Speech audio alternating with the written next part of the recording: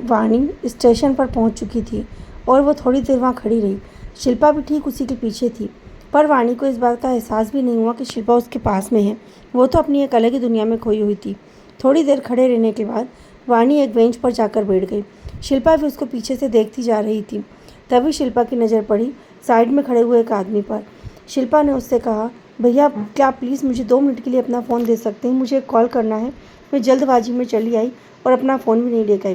पहले तो उस आदमी ने शिल्पा को थोड़ा अजीब नज़रों से देखा। उसने सोचा कि ये लेडी देखने में तो कोई अच्छे घर की लग रही है, पर इस तरह नाइट सूट में स्टेशन पर आना और ना ही उसके पास कोई सामान है और अपना फ़ोन भी, उसे बहुत अजीब सा लगा। पर उसने सोचा कि हो सकता है कोई मजबूरी हो, यह सोचकर उसने अपना फ़ोन दे दिया। शिल्पा ने तुरंत राजेश को कॉल किया और राजेश को सारी बात बता दी और कहा कि जल्दी से आप गाड़ी लेकर, और मेरा फ़ोन भी रूम में ही होगा, आप उसे लेकर जल्दी से जल्दी यहाँ आ जाइए, मैं यहाँ स्टेशन पर ही हूँ। राजेश पहले तो कुछ हैरान हुआ, पर तुरंत उसे कुछ समझ ही नहीं पड़ा। उसने तुरंत ही अपने गाड़ी उठाई और अपना और शिल्पा का फ़ोन लेकर स्टेशन की ओर निकल पड़ा। यहाँ वाणी बहुत देर तक स्टेशन पर बैठी रही, उसी बेंच पर बैठी रही। उसके कुछ देर बाद एक ट्रेन आई। ट्रेन जैसे ही आई, वाणी खड़ी हुई और उस ट्रेन में जाकर बैठने ही वाली थी कि शिल्पा ने उसका हाथ जोर से पकड़ लिया और उसे बोला, वाणी, वाणी। इससे पहले कि वाणी को होश आता, वाणी बेहोश हो गई और राजेश भी उसी समय वहाँ पर आकर आ गया। उन दोनों ने मिलकर वाणी को गाड़ी में बिठाया और घर ले आए और घर लाकर सुला दिया। शिल्पा वाणी को सुलाने के बाद डाइनिंग रूम में आ गई और राजेश के पास बैठकर जोर जोर से रोने लगी और कहने लगी, देखिए ना राजेश, क्या हो गया? आज तो हद ही हो गई। पहले तो हमारी वाणी उठकर सिर्फ बालकनी तक जाती थी और ड्राइंग बनाती थी, पर आज तो वह स्टेशन पर चली गई और कोई ट्रेन में चढ़ रही थी। मैंने तो इस हड़बड़ी में ध्यान भी नहीं दिया कि वो ट्रेन कहाँ जाने वाली थी, कौन सी थी, मुझे कुछ समझ में नहीं आ रहा। वो तो ठीक है कि मैं वहाँ थी, यदि मैं उसके पीछे थी, उसके रूम में सोई थी, मेरी नींद खुल गई और मैं उसके पीछे चलती गई। अगर मैं नहीं होती तो क्या हो जाता? वो ना जाने किस ट्रेन में बैठ जाती और कहाँ चली जाती, हमें पता ही नहीं चलता। सोच सोच कर मेरा जी घबरा रहा है, मुझे कुछ समझ ही नहीं आ रहा। और सोचिए, इतनी दूर हम लोग पैदल गए। आप सोचिए कितनी बड़ी बात है ये। राजेश खुद भी बहुत ज़्यादा परेशान और टेंशन में था, पर वो इस समय शिल्पा के सामने अपनी परेशानी नहीं जताना चाहता था।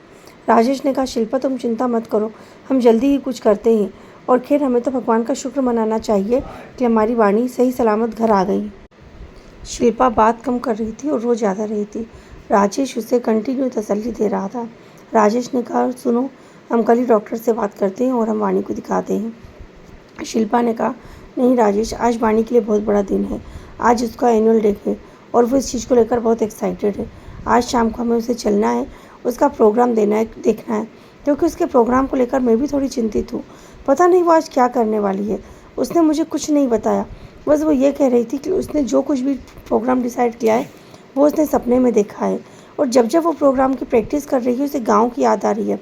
तो मुझे ऐसा लग रहा है कि आज कुछ ना कुछ तो शायद वो ऐसा करने वाली है जिससे हमें कुछ समझ में आए, या पता नहीं क्यों मुझे कुछ समझ नहीं आ रहा है। तो आज हम एक काम करते हैं, उसका एनुअल डे हो जाने के बाद उसे डॉक्टर को दिखाते हैं। पहले मैंने सोचा था उसके एग्ज़ाम के बाद उसे दिखाएंगे, पर अब हम और देर नहीं कर सकते हैं। हमारे लिए सबसे पहले वाणी की तबीयत है, उसके बाद बाकी सब कुछ। तो आज एनुअल डे के जस्ट बाद हम उसे डॉक्टर को दिखाएंगे। तो आप आज शाम का अपॉइंटमेंट ले लीजिए, आज हमें किसी भी हाल में वाणी को दिखाना है। राजेश ने भी कहा, ठीक है शिल्पा, अब सुबह होने में थोड़ा ही टाइम बाकी है, जाओ तुम जाकर वाणी के पास सो जाओ, और हाँ, सुबह थोड़ा देर से ही उठना, क्योंकि आज बहुत रात तक तुम जागी हो और थक भी गई होगी। तो ठीक है, तुम जाओ और जाकर वाणी के पास सो जाओ और आराम से सोना। शिल्पा ने कहा, हाँ मैं कोशिश करूँगी, पर मुझे नहीं लगता कि मुझे अब नींद आने वाली है। यह कहकर शिल्पा वाणी के रूम में चली गई और राजेश बहुत देर तक वहाँ बैठा बैठा सोचने लगा कि आखिर क्या प्रॉब्लम है। उसे भी कुछ समझ में नहीं आ रहा था। उसने बार बार अपना फ़ोन निकाला और सोचा कि अभी वो डॉक्टर से अपॉइंटमेंट ले, पर उसने सोचा इतनी रात को फ़ोन लगाना सही बात नहीं है, सुबह उठते से ही वो डॉक्टर से अपॉइंटमेंट लेगा। ऐसा सोचकर राजेश भी अपने रूम में चला गया। अब आगे क्या होता है ये जानने के लिए सुनते रहिए हमारी कहानी का आगे का पार्ट, नीम का पेड़। Thank you.